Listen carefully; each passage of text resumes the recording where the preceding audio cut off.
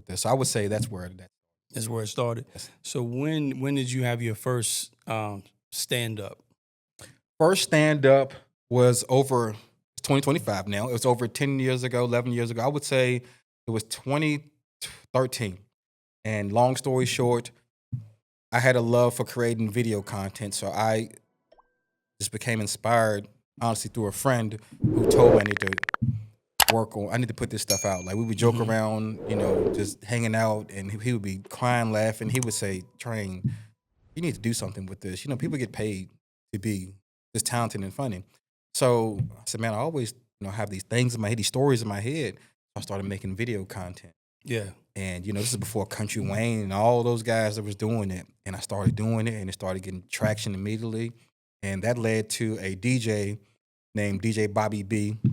Shout out DJ Bobby B. He was from New York, and this is how God works. He knew a close cousin of mine that was from New York, and she had shared it on her page. And he had asked, what is this? Who is this? She said, it's my cousin, da-da-da. He's like, man, I want him to get on the stage. He said, I'm a DJ. I got a DJ competition coming, a battle coming at Catalani's, is what it was called. I would like for him to do 3 minutes of stand-up before and bring me out for my part of the battle. Mm-hmm. So honestly, it started there. It started with the videos and then getting contacted. And when he hit me up, I said, I do videos. I don't do stand-up. I have a love for all these things, but I don't know if you want me to do this for this big event. This is a huge event they had going. And that man recruited me. That man came to my house. He said, man, let me sit down and talk to you. He drove to my house like a college kid getting recruited, like a kid getting recruited to college. And he said, man, please, I think you really should do this. And I done it. I went out there. Shout out Arthur Landrum. It was an event that he had put together, a known promoter in Lynchburg. And that was my first event. That was my first time on stage, and it was a sold-out crowd. And they had performances there from Mr. Cheeks was there. The man who's Vic, V-I-C, he sings the Wobble song. You all know the Wobble song. Yeah, I remember that night. Yeah. So, that was a very pivotal point. And not to be long-winded, but I would be remiss if I didn't say this. Take your time. So that show comes along, and this is how I want my younger guys to realize when that moment happens, you're gonna have a moment where you got to make a decision. Do I stick my neck out and really go for this, or do I, just move on?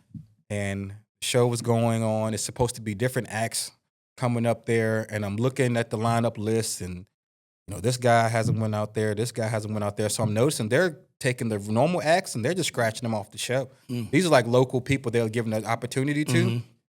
Well, I was supposed to be on stage by 9. It's 11:30. I'm not on stage.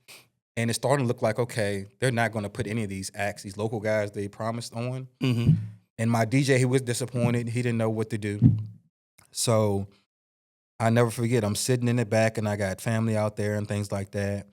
And my Aunt Charlene started texting my phone. Aunt Charlene does not go to clubs. You know what I mean? She's front row at this jam-packed club. She is well known in Lynchburg. She said, Anthony, when you coming out the stage? When you coming out here? And I said, honestly, I think that, it's not going to happen. They're not letting the local acts on, so, I'm sorry you came here. I'm just going to move on. And her words to me, and I'm not going to say her exact words, but she texted back in all caps and said, Anthony, if you don't get your A on that stage and do what you're made to do. Yeah. That lit a fire in me. So right then, I went to Arthur, the man, the promoter. I said, look, man, I'm going on next. And he said, who are you? I said, I'm Anthony Train Johnson.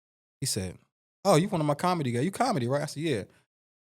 And just as simple as that, oh, okay, tell DJ Noise you up next. It was just that simple. That's simple. And I went up there to DJ Noise too. He was there. And I said, Noise, I'm next. And Noise looking like, nobody gave me this green light. Yeah. Like, I said, Arthur Landrum said. Noise said, coming to the stage, Anthony Train Johnson. And at that point, my nervousness had went away. Yeah. And a fire was in me.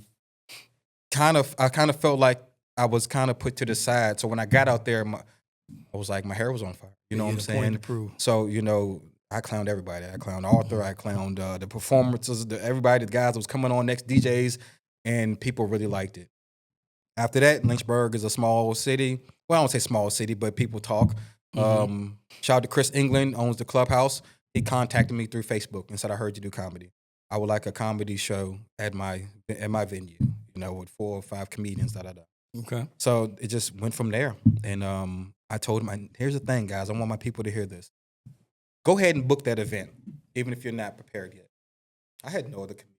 Me and my first show. Yeah. So I said, I got you. I said, I'll have 4 ready for you. So I booked it.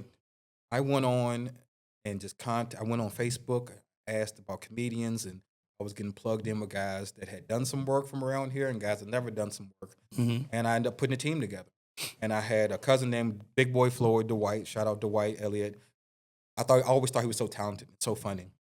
I called him. I said, Dwight, I got this thing going, man. I think you need to stand up. And he said, man, I've never done it. I said, trust me, you're very talented. And he joined me, man. And God bless him.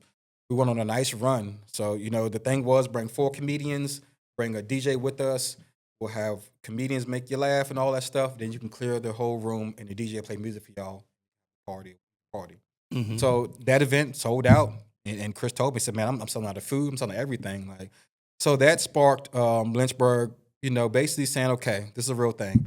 And we just kept getting booked, man. And I kept doing shows all through Virginia and then leaving the state and all that. So that's what comedy was doing for me.